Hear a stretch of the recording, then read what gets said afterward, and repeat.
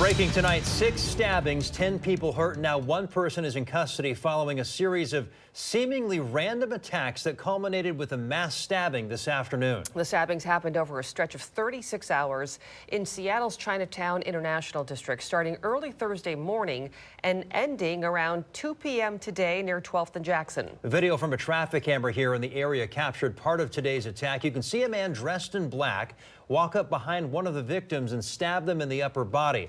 That person falls to the ground as the suspect walks off. Just in the past hour, Seattle Mayor Bruce Harrell released a statement about the stabbings. It reads in part, the stabbings in Little Saigon and the Chinatown International District are horrific, appalling, and shouldn't occur anywhere in our city.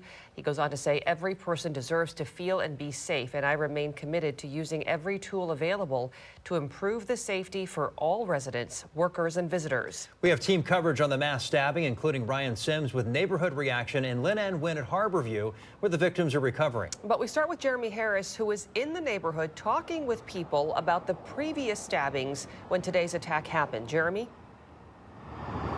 Yeah, with the suspect now in custody, the urgent task for investigators is to figure out who he is, what a motive may have been, and do they have evidence to connect him to all 10 people who've been stabbed here in the Chinatown International District since yesterday morning. We came up here today to talk to people who were on edge after yesterday's stabbing spree, only to find ourselves in the middle of a violent and chaotic scene. You hear that a lot? Yeah. Yeah. All the time? Yeah, all the time. It was in this interview about a nearby stabbing spree when it happened again. Scene of violence, 12th and Jackson. As we arrived at the scene, this is what we saw. Stabbing victims all over the intersection of 12th and Jackson. Police officers put pressure on the wounds and aided the victims, while paramedics and firefighters ran in. They triaged, then raced the victims to Harborview Medical Center. And I see a man stab him, in the back with a big knife. The knife, broke and stayed in his back. The witnesses tell us it was totally random. A man just walked up and started stabbing people. Dude, I'm freaking out. I'm like, my friends. My friends on the ground, I'm dying. I don't want to lose them. Apparently, one individual over a 38-hour period of time committing random assaults. This scene had 5 victims. That's on top of 5 other victims who were stabbed, apparently at random, in Seattle's Chinatown International District in the prior 36 hours. The arbitrary nature of these assaults makes it likely that these are similar. Again, only one of those previous incidents was a robbery in which a cell phone was stolen. The rest of them were just random attacks, as this appears to be today. Yeah, I feel super unsafe, actually. Extremely unsafe. It's not safe for anybody to come down here. We expect to be safe, but 5 random stabbings. Yeah. Even with a suspect now in custody, the neighborhood says the safety issues here are still not over. It's super unacceptable, and I'm hoping that they actually do something really soon about it, because it's starting to get really scary.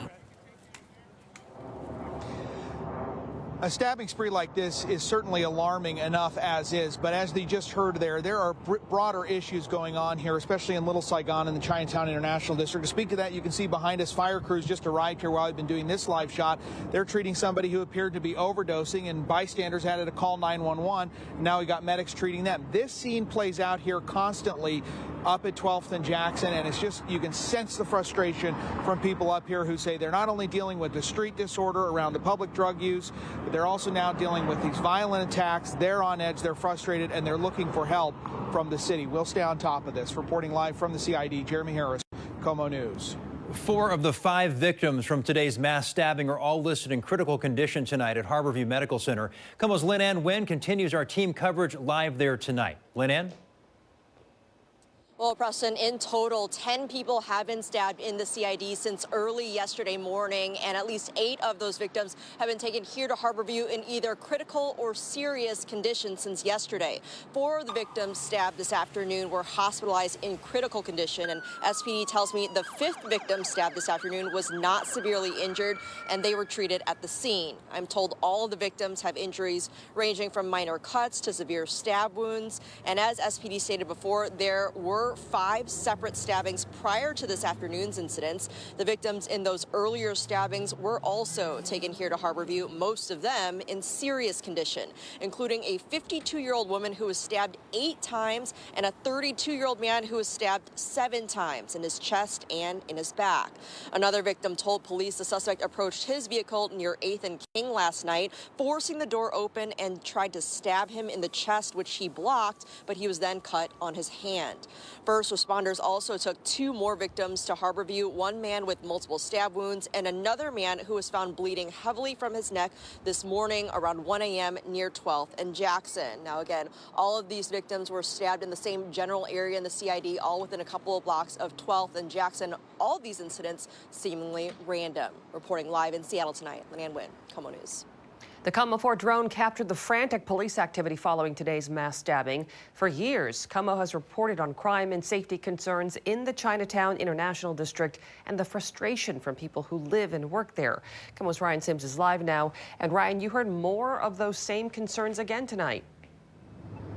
Yeah, the worries just keep rising, Mary. We should mention this, too, that today's series of stabbings come a year after a historic preservation group said that the Chinatown-International district is one of the most endangered historic places in the United States because of crime, and neighbors say enough is enough. Now, talking about that, while updated crime numbers are still unavailable through the middle of the most recent summer, we're talking about July, there were 95 violent crimes and 285 property crimes here in the CID. Needless to say, the stabbings from the last 2 days will definitely raise those violent crime numbers even more. In the hour after today's mass stabbing incident, we spoke to 2 high school seniors who have to walk through this area every day just to get to class. They say dealing with crime is an everyday occurrence on their way to school. It's all the drugs over here mostly. Gets pretty aggressive over here sometimes. It's a bit scary because there's a lot of kids over here because it's a high school, so it's a bit concerning when people are being stabbed like in the middle of the day. Now, all this comes as the City Council just voted a few weeks ago to install a series of security cameras in this area of the stabbing under the plans. That new technology will give officers real-time information about a crime scene before they even get to that area. We asked neighbors their thoughts on that spruced-up technology that will be happening and coming to this area in a few months. They say it cannot come fast enough. Coming to you live from the CID tonight, Ryan Sims, KOMO News. And that brings us to tonight's KOMO Pulse Poll. Hannah Knowles is at the live desk going over the results for us. Hannah? Those frustrations echoed throughout the city, which brings us to our KOMO Pulse Poll tonight. Tonight, we are asking what would make you feel safer when visiting Seattle. Let's take a live look at those results. You see here, 51% of you have voted a visible police presence. 43% say stricter drug enforcement. 3% tied at 3%. Our last 2 options, more lighting at night and more businesses. If you'd like to weigh in, scan the QR code on your screen. It will take you directly to the story on our website, KOMOnews.com. And KOMO News will stay on top of all of the developments with the mass stabbing throughout the night and in the days ahead. We'll have another live report coming up tonight at 6:30 and tonight on KOMO News at 11. You can also look for any updates any time of the day on our website at KOMOnews.com.